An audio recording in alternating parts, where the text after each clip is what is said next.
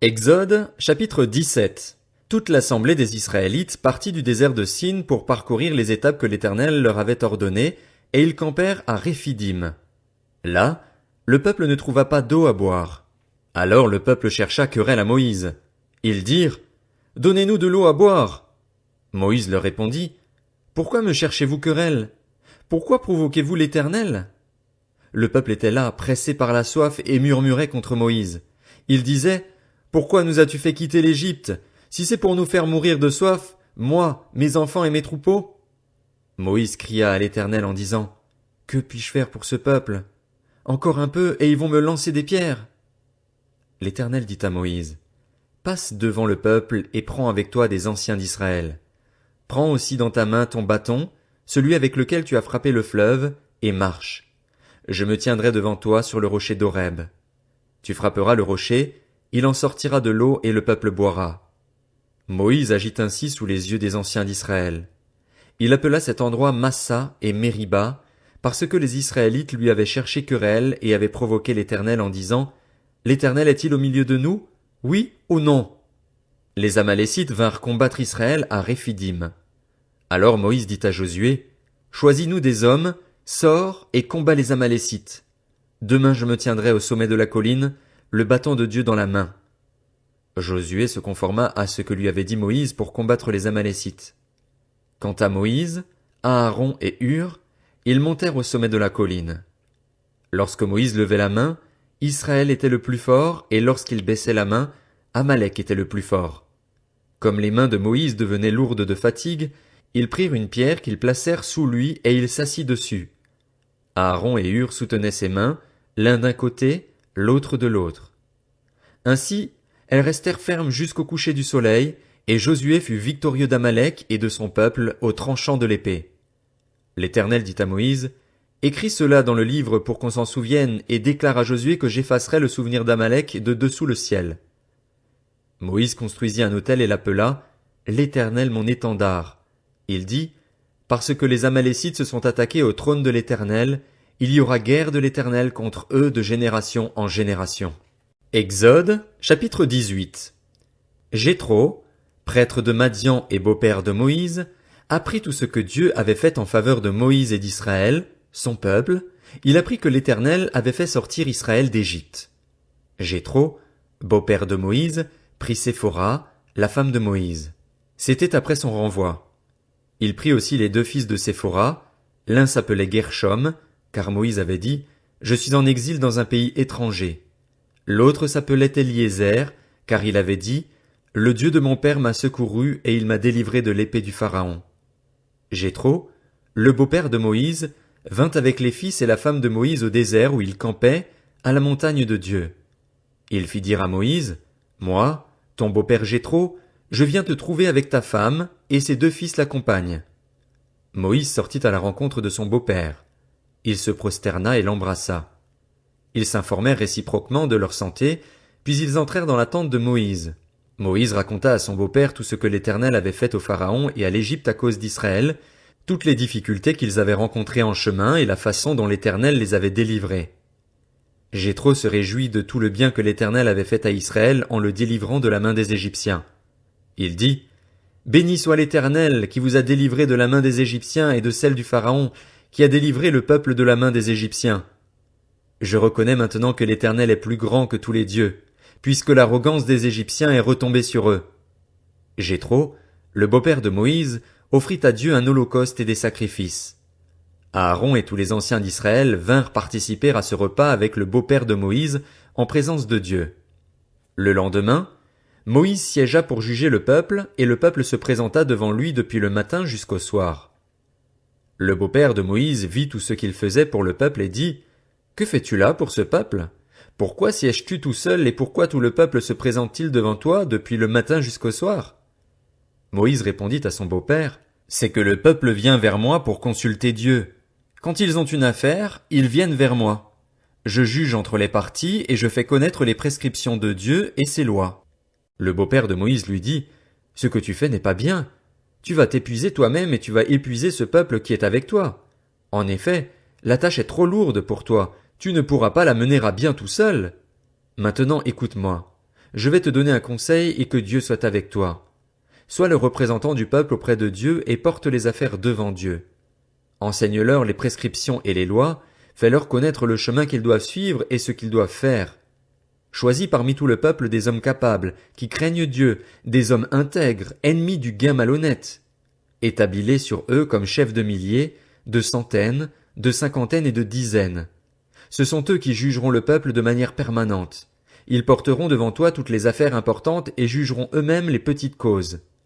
Allège ta charge et qu'ils la portent avec toi. Si tu fais cela et que Dieu te l'ordonne, tu pourras tenir bon et tout ce peuple parviendra en paix à sa destination. Moïse écouta son beau-père et fit tout ce qu'il avait dit.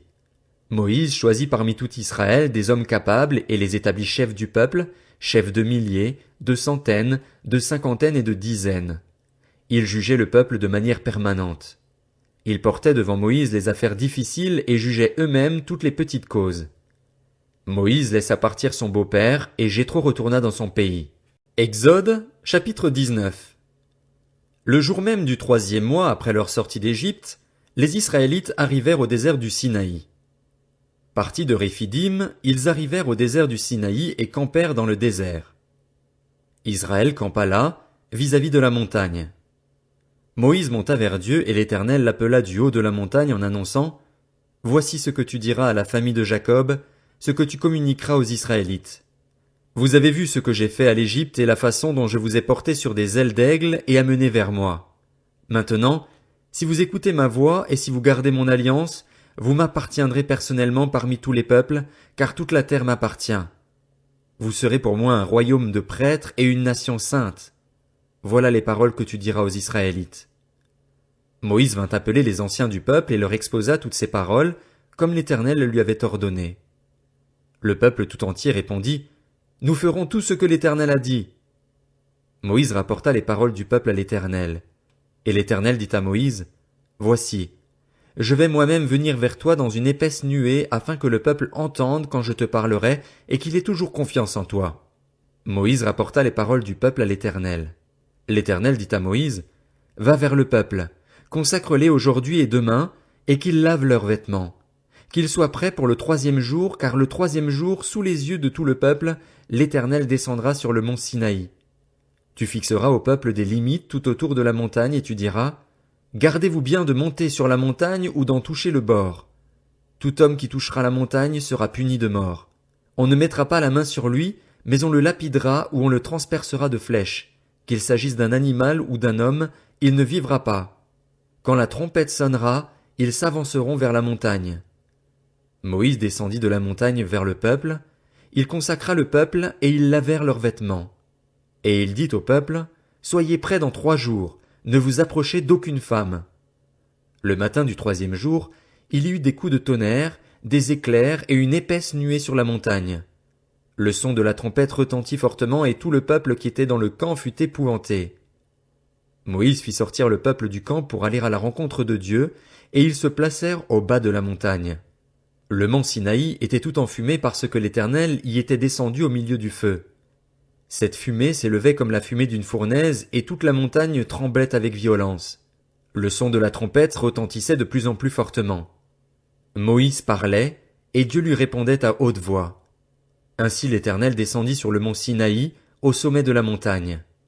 L'Éternel appela Moïse à y venir, et Moïse monta. L'Éternel dit à Moïse, « Descends avertir le peuple de ne pas se précipiter vers l'Éternel pour regarder, car un grand nombre parmi eux mourrait.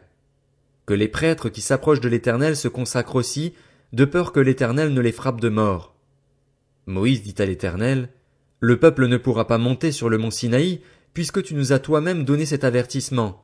Fixe des limites autour de la montagne et déclare-la sacrée. » L'Éternel lui dit, « Vas-y, descends, tu monteras ensuite en compagnie d'Aaron. Quant aux prêtres et au peuple, qu'ils ne se précipitent pas pour monter vers l'Éternel, de peur qu'il ne les frappe de mort. » Moïse descendit vers le peuple et lui parla. Exode, chapitre 20. Alors Dieu prononça toutes ces paroles. « Je suis l'Éternel, ton Dieu, qui t'ai fait sortir d'Égypte, de la maison d'esclavage. Tu n'auras pas d'autre Dieu devant moi. Tu ne te feras pas de sculpture sacrée ni de représentation de ce qui est en haut dans le ciel, en bas sur la terre et dans l'eau plus bas que la terre.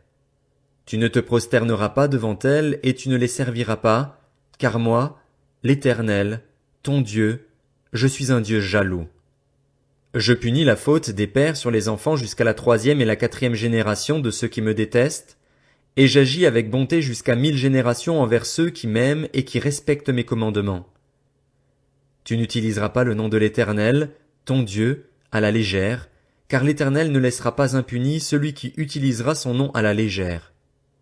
Souviens-toi de faire du jour du repos un jour saint.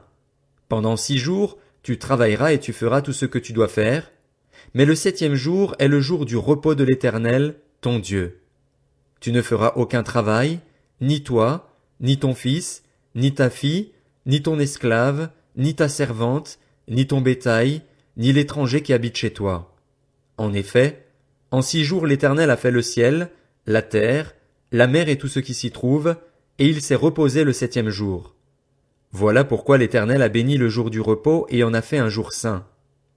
Honore ton père et ta mère afin de vivre longtemps dans le pays que l'Éternel, ton Dieu, te donne.